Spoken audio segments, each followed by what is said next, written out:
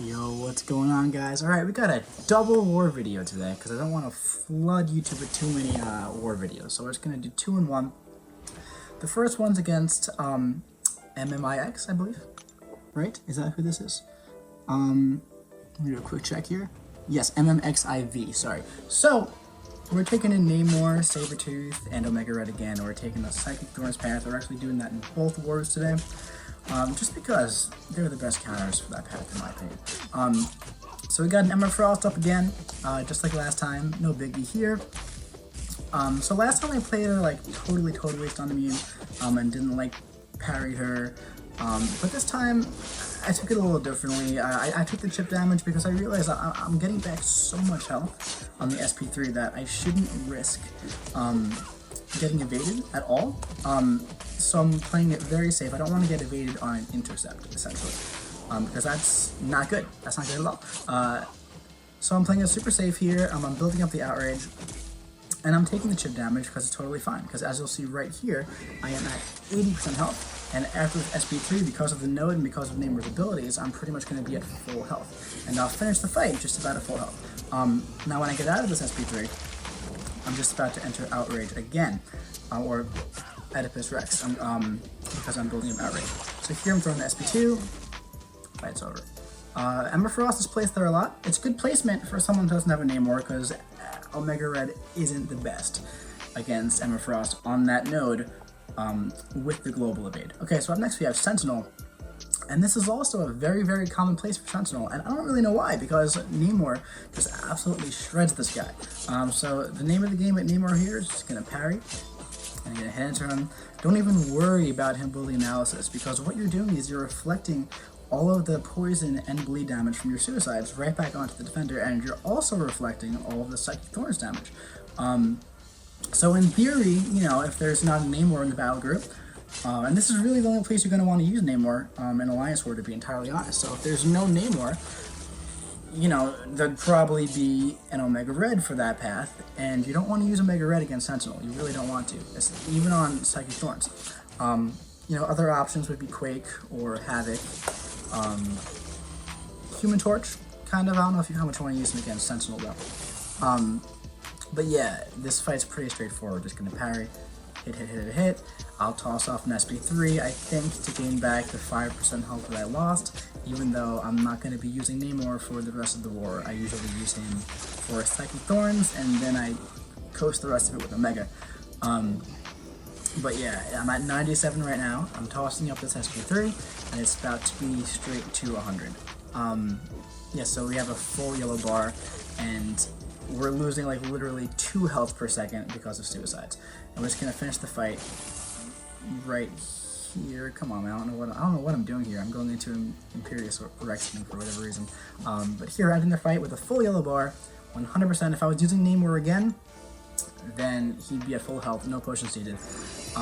Now I'm not using Namor again because the boss here is Iron Man Infinity War, and Omega Red, by the way, is a fantastic option for Iron Man Infinity War, whether he's on Psychic Thorns, or he's on the mini boss in the middle if there's no chorus for it, if chorus is an AQ, or just Iron Man in general.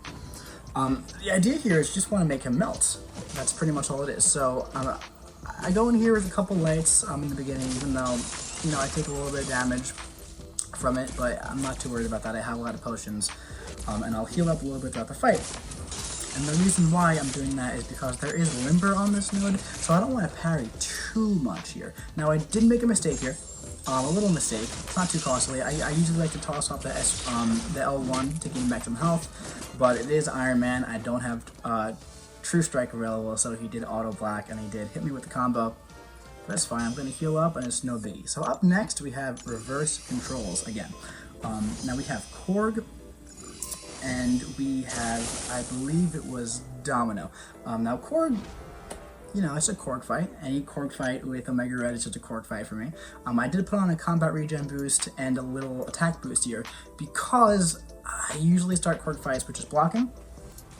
So depending on how much, if he does a full 5 combo into my block, it's going to be a little bit of chip damage. So, you know, the combat regen boost is just going to combat that, literally. So yeah, the goal here is pretty much just going to be to parry him, when he's above the amount of scores that he can be parried at, which he usually is. Here we're keeping him in the corner with the block. We'll hit enter a little bit. We put his power meter up a little bit too far in this fight, so we are going to have to just bait his attacks and just parry him and just, you know, let him really drain for this fight. Now what we were doing here is we were letting the 30-second reverse controls run out, so now it's a completely normal Korg fight.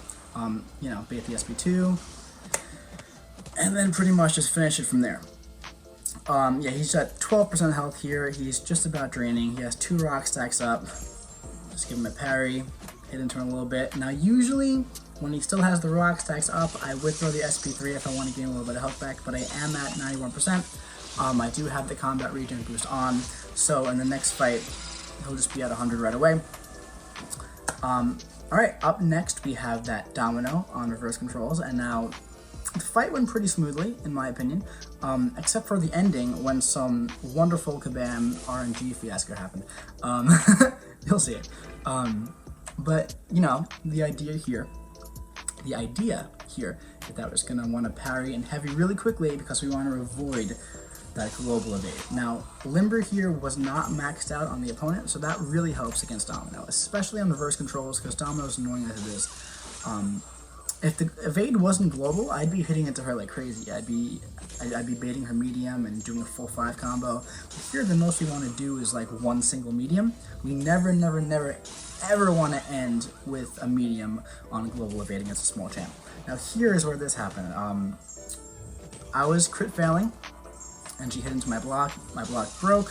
Whatever happens, backsweep against the wall. I beat out that heavy, I throw the SP2, and we get through the war without dying. I don't think we won this war, but it did end pretty close. It was a good war.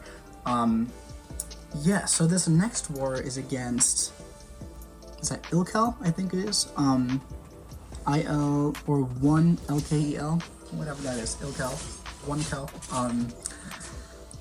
Back on Psychic Thorns, we have Heimdall here. Heimdall's a little annoying here, or in general, because I don't like to hit into him at all, because his auto block is weird to me. It happens sometimes at weird times. I know, like, it'll happen, like, after the L1, but I would just prefer to just parry and just do a full 5 combo, not have to worry about it, especially with Namor and Psychic Thorns, because I'm reflecting all this damage back to him again. Yeah, Psychic Thorns with Namor, man, unless there's, like, a Cable or Omega Red, would be a good spot for Psychic Thorns.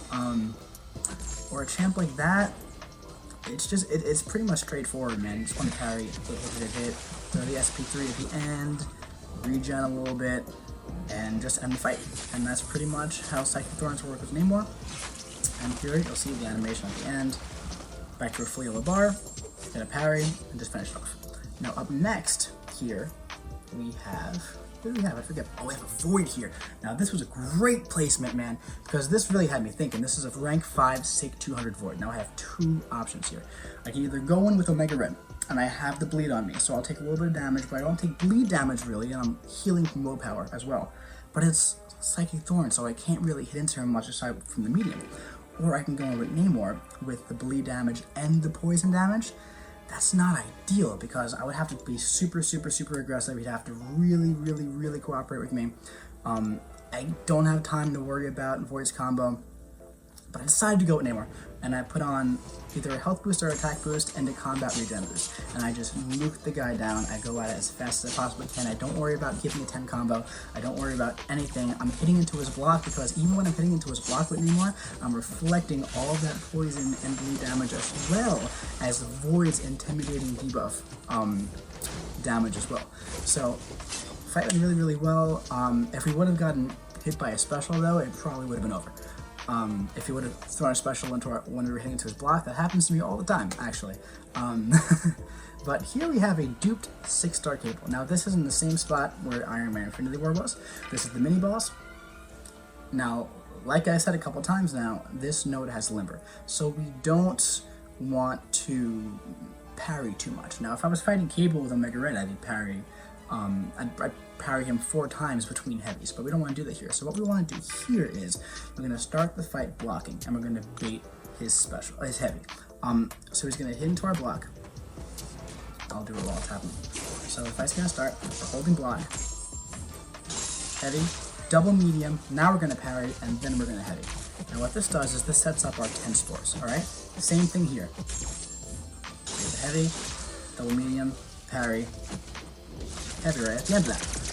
And that's pretty much gonna be it here. Throws the L1, but he's melting, man. Go on with a double medium, and he's dead in 8 to 10 hits, and that's how you handle that node. Yeah, and now up next we have path 1 in section 2.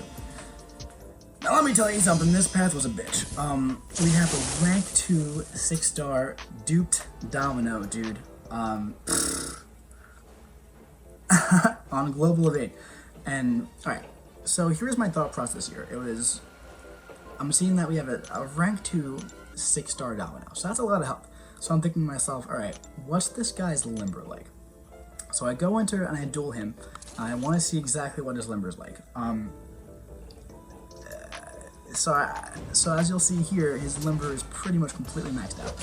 So the whole parry heavy with Omega Red against Domino thing is not the most ideal situation for this Global Evade, especially against Domino. But here's the thing, it's against Domino and the node has Vigor, so I have no choice. So this one's going to be a little wild. So there's a lot of health here. It has Vigor. I'll do a single medium, but like I said before, I will never end with the medium because that's when you can be punished. A single medium, you can evade. You can evade her retaliation. All right. So we're just letting the spores do the thing. Unfortunately, I didn't catch at the end there, but we got it there. We have 17 spores up. And we're just gonna try and let her melt, man. We're gonna try and let her melt. We're gonna try to keep the spores up, but unfortunately she wasn't jumping in at me here, so she's only at 8 spores. Now she's about to be at 10, of course, but I'd love for her to be like 15 plus, because that's what's gonna really counter the Vigor. But here again, we're really lucky that she's not evading too much, man. We are gonna evade this special, but she's about to get another one. And we're not going to evade this one because we're unlucky, so we would have taken a huge special to the face. That's a big spoiler because that hasn't happened yet, has it? But anyway, we're going to throw an SP2, get the death field up, go in with a single medium, back up. Here's where I'll evade that special, and now here's where I'm going to parry this special. And that's going to be it, going one parry, going one medium, and then just let the degen do its thing. If that was a rank 5 Domino, she'd be dead a while ago. Those rank 2s have a lot of health, man. They really do. Now, up next we have a Buffet Korg. Now, Buffet Korg is a little different from regular Korg for the one reason that you don't want to dex his SP1. You just don't want to do it. So I still have the invulnerability boost on from the last fight. So I'm going to keep that in my mind for when he throws his special one. Now, when he throws his special one, I'm not even going to think about evading any part of it. I'm going to, if he's unblockable, but in a perfect world, I would block it all. But he's unblockable there. So that's fine, but I have the invulnerability boost. I'm still at 93% health. He's melting 26 spores. There's the degen on him, about to reapply it. But I did miss it there. Here comes another one, unfortunately. I decided in the moment I would rather take that special right to the face than have him get a lot of health back from Buffet. But that's fine, honestly, because we have our little SP3 trick against Korg, where he had 1 or 2 rock attacks left, and he's at 80% health. So as soon as this special is over, he's going to degen, we're going to get some health back, and that's going to be it. And I believe that was the last fight of this war too. Now, we did win this one. Right now, we're currently, I think, rank 6 in Plat 1. We're back into Tier 1 multiplier, and we have 3 wars left. So fingers crossed that we win those last 3 wars and we jump into Masters. That's the goal. Alright, guys, I hope you enjoyed this double war video. If you did, like, favorite, subscribe, share it with your alliance, share it with your mom, share it with your cat. Alright.